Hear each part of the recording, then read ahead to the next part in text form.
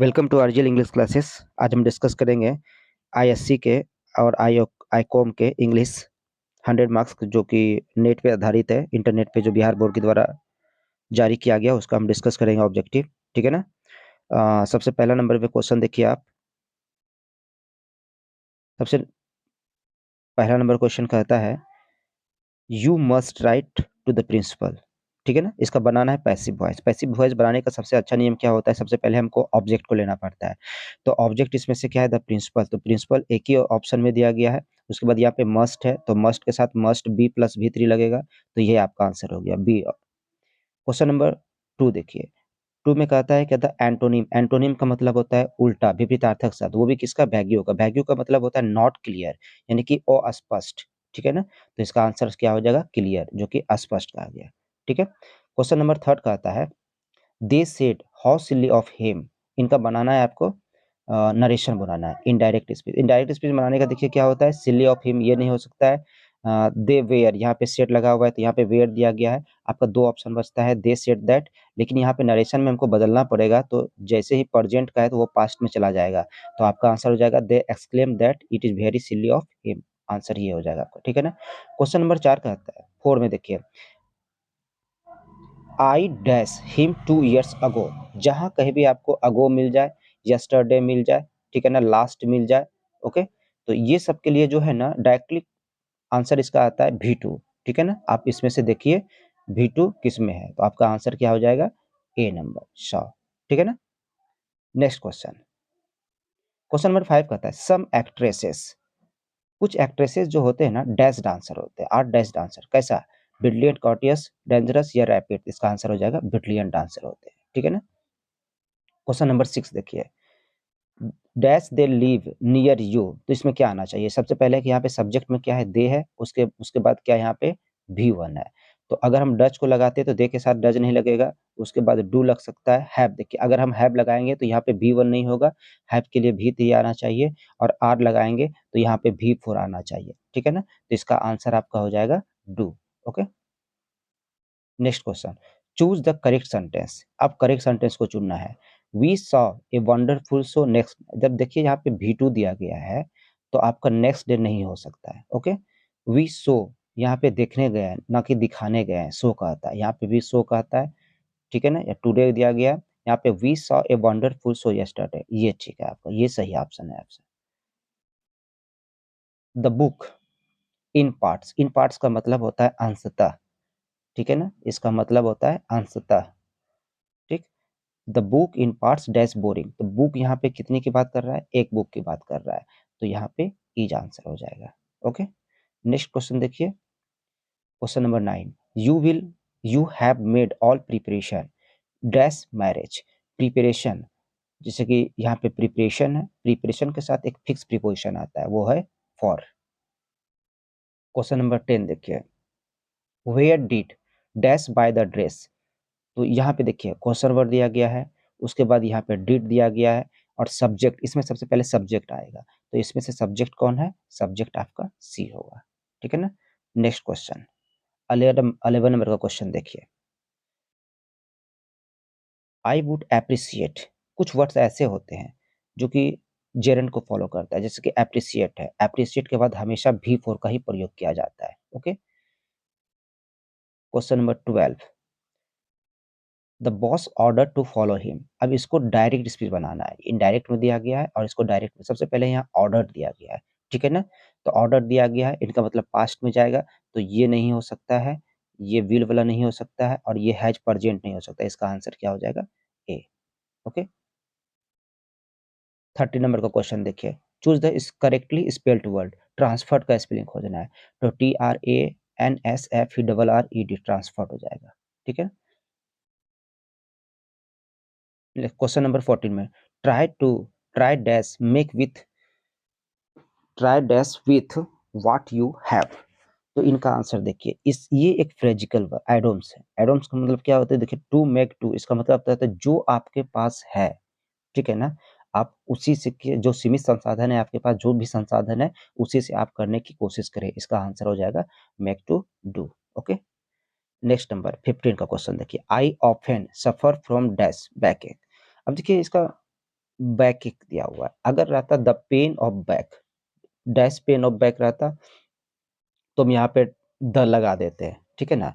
लेकिन यहाँ पे क्या किया है, यहाँ पे बैक एक लिखा हुआ है, इसका मतलब नो आर्टिकल का प्रयोग करेंगे क्योंकि मटेरियल नाउन है ये।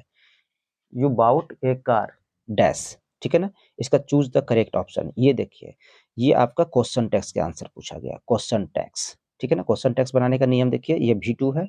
अब V2 में इसमें नॉट नहीं दिया गया तो आपको नॉट लगाना है, तो V2 क्या हो जाएगा, डिड नॉट प्लस में you. Okay, I eat, I eat rice dash my hand, यानी कि मैं अपने हाथ से, ठीक है ना, चावल खाता हूँ। तो इसका ऑप्शन क्या हो जाएगा, इन, एट, फॉर, इसका आंसर हो जाएगा विथ, अपने हाथ से, ठीक है। Next question 18, I want a dash for higher study, हमें हायर स्टडी के लिए क्या चाहिए, देखिए लोन का स्पेलिंग देखिए, LONE, LON, LOEN, LONLEY, तो ये लोन का स्पेलिंग होता है LOAN, लोन, कर्ज, ठीक है। नेक्स्ट क्वेश्चन 19 में, choose the correct sentence, he was standing right for his father, ठीक है ना। राइट ऐसे होना चाहिए, on the right for his father, on the right for his father, लेकिन इसका सटीक माने क्या आता है, in front of his father, वो अपने पिता के ठीक सामने स्टैंडिंग किया कर रहा, बैठा हुआ था, ठीक है। क्वेश्चन नंबर 20 में देखिए, choose the correct antonym sterile, sterile का माने क्या होता है, अनउपजाऊ, और जिसका कि फर्टाइल का मतलब होता है उपजाऊ, ठीक है। क्वेश्चन नंबर 21, 21 कहता है डीड सी, यहाँ पे देखिए वाक्य डीड सी, यहाँ पे डीड आ गया, सब्जेक्ट आ गया, वर्ब आ गया। अब इसके बाद जब भी आएगा तो ऑब्जेक्ट आएगा, और ये एक बार दे मतलब सब्जेक्ट आ चुका है, नहीं आएगा। ही अकेले नहीं आ सकता है, देयर भी अकेले नहीं सकता, इसके साथ कुछ ना कुछ नाउन आना चाहिए, इसका मतलब ये ऑब्जेक्ट आंसर हो जाएगा, ठीक है ना। I dash black hair and brown eyes, देखिए आई के साथ हैज नहीं हो सकता है, आई के साथ इज नहीं हो सकता है, बचाइए। तो यानी क्या कहता है, मेरे पास black hair and brown eyes है, तो हैव आंसर हो जाएगा इसका, ठीक है ना। Choose the odd one out, odd का मतलब होता है क्या, जो सबसे भिन्न हो, तो फ्लूट हुआ, वायलिन हुआ, गिटार हुआ, सितार हुआ, ये सारा का सारा जो है ना हाथ से ही बजाते हैं इसको। इसमें जो है ना एक क्या कहते हैं, उसमें से जो तार लगा हुआ रहता है, लेकिन फ्लूट को जो है ना मुंह से बजाते हैं हम लोग। नेक्स्ट क्वेश्चन 24 कहता है choose the correct word, when a room is tiny, tiny का मतलब होता है छोटा, ठीक है ना। तो इट इज डैश, तो क्या हो जाएगा, स्मॉल हो जाएगा इसका आंसर।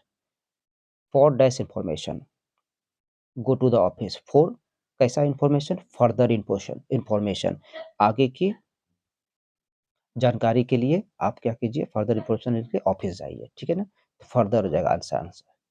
26 नंबर का देखिए, he wanted to buy dash mangoes, much नहीं होगा, अनकाउंटेबल नाउन के लिए मच का प्रयोग किया जाता है, ओके। मच नहीं होगा यहाँ पे, उसके बाद एनी नहीं होगा, लिटिल भी नहीं होगा, तो सम मैंगोज, देखिए यहाँ पे mangoes. Next question, Nista tried to solve the problem but C dash not, Nista tried कोशिश की, बट देखिए ये पास्ट में है, तो इनका पास्ट में क्या हो जाएगा, कुड नॉट, वो नहीं कर सके। 28, he will stay here dash Monday, तो वह यहाँ पे मतलब वह ठहरेंगे मंडे तक, विल कमाने टिल कमाने क्या हो जाएगा, तक, ठीक है। नेक्स्ट क्वेश्चन देखिए 29 का, oh no dash I late for the exam, I आ गया, तो समझ लिए आई के साथ क्या प्रयोग करेगा, एम का प्रयोग करेगा, ठीक है ना। क्वेश्चन नंबर 30 देखिए, I sat on my foot my front step I looked across the street, इसका जो आंसर हो जाएगा ना, इसमें देखिए क्या लिखा गया है कि आई सेट, ठीक है, I sat on my front step and looked across the street, यही आंसर है आपका। 31, one who loves one's country, जो अपने देश से प्यार करते हैं वो क्या कहलाते हैं, पैट्रियट, देशभक्त कहलाते हैं, ठीक है। Question number 32, you can dash words in a dictionary, तो यहाँ पे look up, look, look down या लुक आफ्टर, तो लुक अप का माने होता है खोजना या ढूंढना, तो आपका आंसर क्या हो जाएगा 32 का लुक अप। आप डिक्शनरी में क्या कीजिए, वर्ड को ढूंढिए, ठीक है। Next question, to drive home, ठीक है, टू ड्राइव होम का माने होता है इम्फेसाइज, इम्फेसाइज करना, ये फ्रेजिकल वर्ब है, इसको आप डायरेक्ट याद कर लीजिए। चूज द करेक्ट स्पेलिंग, सबसे हल्का क्वेश्चन। सर्वेंट का स्पेलिंग देख लीजिए, SERVANT, सर्वेंट। 35 में चलिए, I try to resolve the complex situation. Situation तो है लेकिन कैसा सिचुएशन है, कम्प्लेक्स है, तो खोज रहा है, एडजेक्टिव बोल रहा है, तो एडजेक्टिव का आंसर क्या हो जाएगा, कम्प्लेक्स। 36 का देखिए, hardly had he left dash his brother came, dash ये कंजक्शन है, ठीक है ना। यहाँ पे भी इसको रिलेटिव कंजक्शन चाहिए, तो रिलेटिव कंजक्शन कौन है इसमें से, देख लीजिए आप। एक आंसर ऑप्शन है आपका वेन, यानी कि जब उसके भाई आए, ठीक है। Question number 37, he should dash the plane now, तो शुड आया हुआ है, तो कहीं ना कहीं यहाँ पे V1 का प्रयोग किया जाएगा। तो इनमें से V1 कौन है, इनमें से V1 आपका देखिए, बोर्ड है, बोर्ड है, बोट है या बोर है, तो इसका 37 का आंसर आपका हो जाएगा बी, ये आंसर हो जाएगा बोट, ठीक है ना।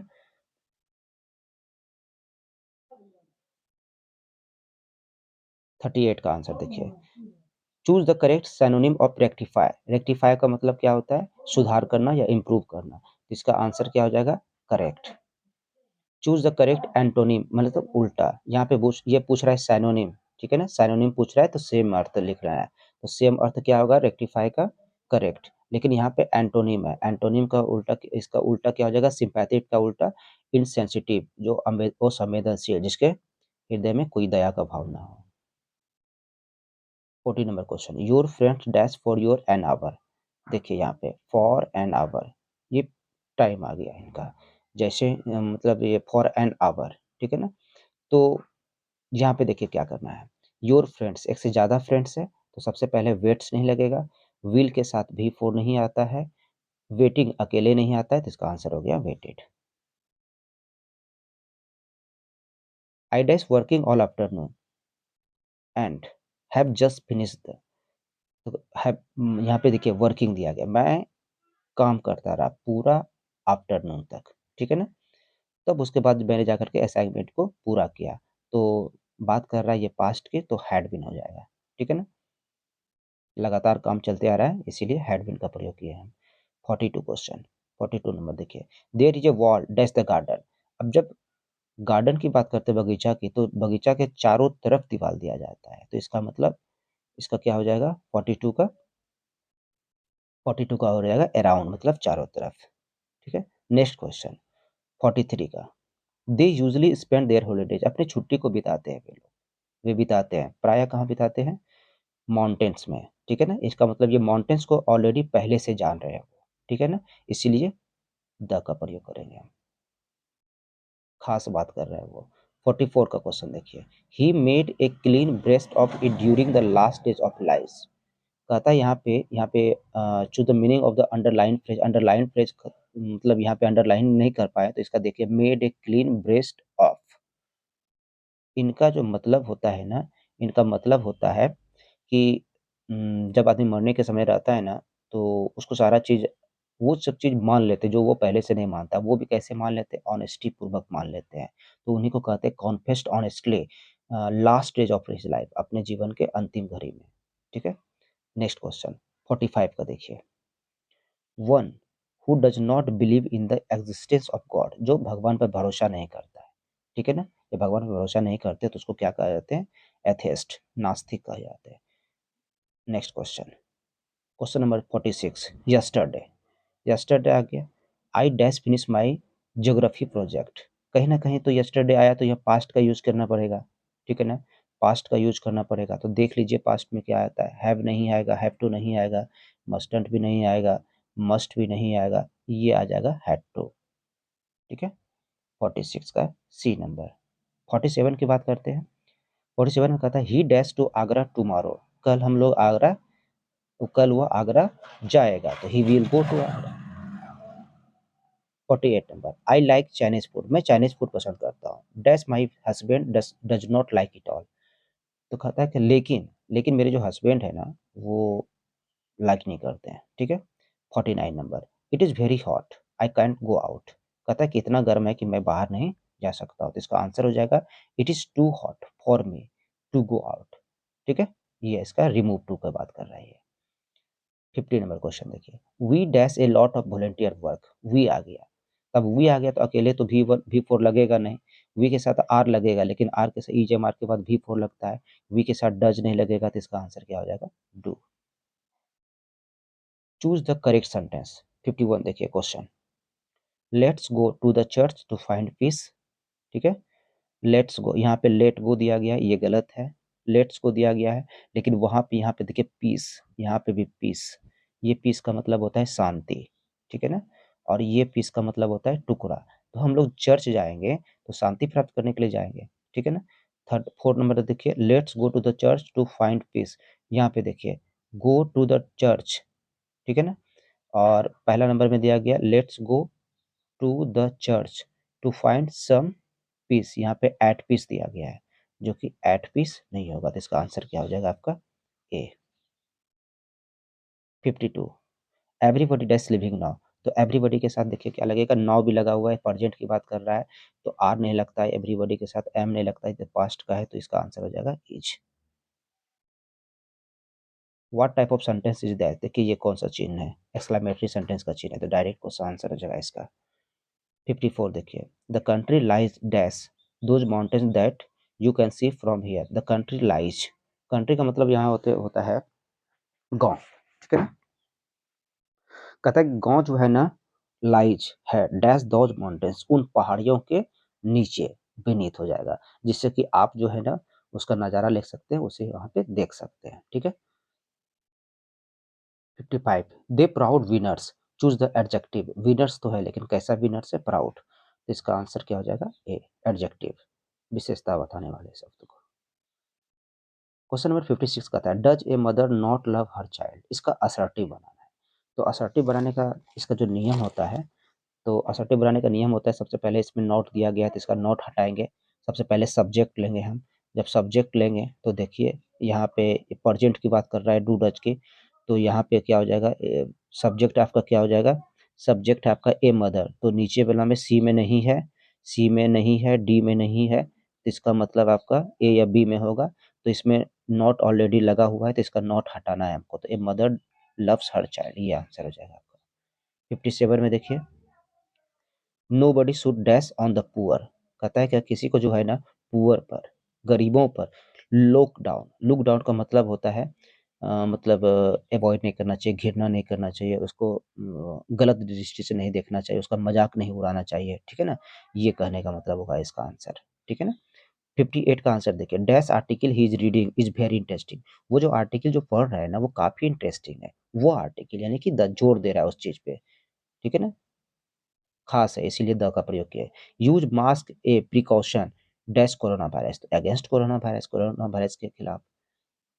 क्वेश्चन नंबर 60 कहता है, दिस डेज, आजकल जो है ना Ram dash his homework quite often, ठीक है ना, आजकल जो राम जो है ना, तो देखिए यहाँ पे फॉरगॉटन की बात करती है, भी3 है, तो भी3 अकेला तो आता नहीं है, ये पास्ट की बात नहीं करता है, पढ़ाया की बात कर रहा है, ये भूल जाता है, भी1 का प्रयोग नहीं करना है क्योंकि ये थर्ड पर्सन सिंगुलर नंबर है, तो इसका आंसर हो जाएगा फॉरगेट्स, प्रेजेंट की बात करते हैं। अब चलते हैं question number from 62 61 to 100 are based on the prescribed text, अभी आपका बुक का क्वेश्चन आ गया, डायरेक्ट क्वेश्चन है, ठीक है। इसमें देखिए 61 का कहता है, Indian civilization is dash, Indian civilization जो है ना क्या है, गॉडलेस है, या फिर बेस्ड ऑन पैटर्निटी, तो आंसर इसका देखिए बेस्ड ऑन मैटर, तो इसका आंसर हो जाएगा based on believe in God, Bharat हमेशा जो है ना भगवान पे भरोसा करते हैं और इसी पे टिके हुए हैं। Mahatma Gandhi was not dash a material progress of the west, Mahatma Gandhi west के प्रोग्रेस से क्या नहीं थे, प्लीज नहीं थे, खुश नहीं थे वो, ए पिंच ऑफ सनअप एक प्रकार का क्या है, एक प्रकार का ये शॉर्ट स्टोरी है। क्वेश्चन नंबर 64 कहता है, if America become a great nation, अगर अमेरिका को ग्रेट नेशन होना है तो इस मस्ट ओवरलुक, नजरअंदाज नहीं करना चाहिए किसकी प्रॉब्लम्स को, तो नेग्रो की प्रॉब्लम्स को। 65, Bertrand Russell was philosopher, philosopher तो थे और एक क्या थे वो, तो मैथमेटिशियन थे, ठीक है ना। क्वेश्चन नंबर 66 कहता है, the teacher who cout sevai playing with God, वह टीचर जिन्होंने सेवई को पकड़ लिया था, रंगे हाथ पकड़ लिया था, वो भी गॉड के साथ, उन्होंने क्या किया, उसको पनिश नहीं किया। In Bangladesh children are looked after, उसकी देखभाल की जाती है किसके द्वारा, तो पूरा फैमिली के द्वारा, ठीक है ना। 68, the editorial policy of A popular daily is control. ये जो एडिटोरियल पॉलिसी जो होता है ना, ये कंट्रोल होता है 2 फैक्टर पे होता है, ठीक है? एक विज्ञापन दाता के द्वारा, एक मालिकों के द्वारा। Question number 64, Benjy hens producing an average a week. एक सप्ताह में कितने अंडे को प्रोड्यूसिंग कर लेते थे वो? एवरेज में 200। Question number 70, India was a part of the background. India हमेशा जो है ना बैकग्राउंड रहा है किसका? पर्ल एस बक्स की लाइफ का। Natalia is the daughter of, Natalia किसकी बेटी थी? चोगबकोव की। 72, dash is इवर present in India. India में आखिर क्या प्रेजेंट है हमेशा के लिए? रिलीजन, कुछ रहे न रहे लेकिन धर्म जरूर रहता है इंडिया में। 73, Sevai's mother was dash with him. Sevai की मदर जो है ना, जिसमें टीचर आए थे, तो उस समय जो है ना सेवई की जो माँ है ना, काफी टेरिफाइड थे, भयभीत थे, ट्रैवलिंग कर रहे थे, कांप रही थी वो, ठीक है? 74, the dash of a few women rise in morning cannot be heard over the humming and throbbing our machine। मशीनों की गड़गड़ाहट, मशीनों के बीच में क्या नहीं सुनी जाती है? वुमेन की, तो उसकी वॉइस नहीं सुनी जाती है, ठीक है? 75, Benjy showed no signs of. Benjy को कोई साइन नहीं था, कोई मतलब चिन्ह नहीं था। While driving him away his parents, अपने माता पिता को जब वो छोड़ने के लिए जा रहे थे ना, तो उसके ऊपर किसी भी प्रकार के दुख प्रकट सो कुछ नहीं था उनको, ठीक है ना? 76, the redness of the fire dash to the poet. Redness of the fire क्या क्या पोएट के लिए करता है? द रेडनेस ऑफ फायर जो है ना, ये क्रूवेल, ठीक है ना? 76 का आंसर क्या हो जाएगा? क्रूवेल, क्रूवेल को दिखाते हैं वो। Who compose song of myself? बहुत हल्का क्वेश्चन है। Song of myself compose किसने किसने लिखा था सॉन्ग ऑफ माई सेल्फ? तो वॉल्ट विथमैन ने। 78 देखिए, nurses in the poem now the leaves are falling fast stands for. इसमें जो नर्सेस है ना, ये क्या है? ए प्लांट है, फ्रूट है, ट्री है, बर्ड है, तो एक प्रकार का पौधा है, ठीक है ना? 79 का क्वेश्चन देखिए, और to autumn exit the principle of dash in nature. तो ये क्या, किसके नेचर, किसकी सुंदरता के बारे में? ब्यूटी, नेचर, प्रकृति की सुंदरता के बारे में बात करते हैं। An epitaph deals with a beautiful lady. An epitaph में किसका वर्णन किया गया है? ब्यूटीफुल बेबी का नहीं, गर्ल का नहीं, पपी का नहीं, ब्यूटीफुल लेडी का वर्णन किया गया है। द सोल्जर, सोल्जर क्या है? 81 का आंसर देखिए। 81 एक प्रकार का सोनेट है जो कि 40 लाइन्स का कविता होता है, ठीक है ना? मैकेबिटी, मैकेबिटी इज अ डैश कैट। कैसा कैट है? तो ये मिस्ट्री कैट है, ठीक है? नेक्स्ट 83 में देखिए, the term Zoroastrian in fire hymn stands for. Zoroastrian किसके लिए है? पारसी, पारसी धर्म को जोरास्ट्रियन कहा जाता है, ठीक है ना? ये दोनों। 84 का, a king in exile in the poem snake stands for. A king in exile यानी कि इसमें से किसको किंग कहा गया है? तो स्नैक को ही किंग कहा गया है। 85, 85 का क्वेश्चन देखिए, the speaker of my green mother house is proud of. काफी गर्वान्वित महसूस करते हैं, ठीक है ना? कहाँ? तो अपने ग्रीन मदर हाउस में, अपने ग्रीन मदर हाउस के घर में।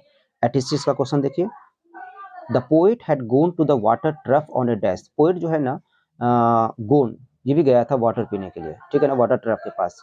वो समय कैसा था? हॉट सीजन था, हॉट डे था वो, ठीक है ना? मैकेबिटी इज द बैफलमेंट। बैफलमेंट मतलब था सिर दर्द होना, किसके लिए? स्कॉटलैंड यार्ड के लिए।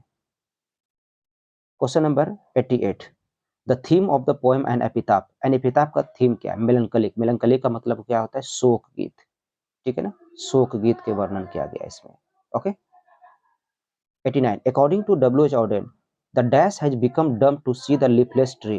तो क्या इसमें से किसका वर्णन किया गया है? नाइटिंगेल। नाइटिंगेल क्या हो जाता है? बिकम डम हो जाता है to see the leafless tree. Leafless tree को देख करके गूंग हो जाती है। Question number 90, who wrote the scholar gipsy. Scholar gipsy लिखा है मैथ्यू एर्लॉन का लिखा हुआ है। इंडिमियन, इंडिमियन किसने लिखा है? 91 का क्वेश्चन देखिए, हु रोट इंडिमियन। इंडिमियन किसने लिखा है? तो ये आपका लिखा हुआ है जॉन किट्स के द्वारा लिखा गया, ठीक है ना? Question number 92, the 18th century. 18th century को और कौन सा एज कहा जाता है? एगस्टन एज कहा जाता है, ठीक? क्वेश्चन नंबर 93, 93 की बात करते हैं, तो ए मेजर लिंग्विस्टिक चेंज, जो लिंग्विस्टिक चेंज हुआ इंग्लिश में, तो उसको ग्रेट वॉवेल शिफ्ट कहा जाता है, ठीक है ना?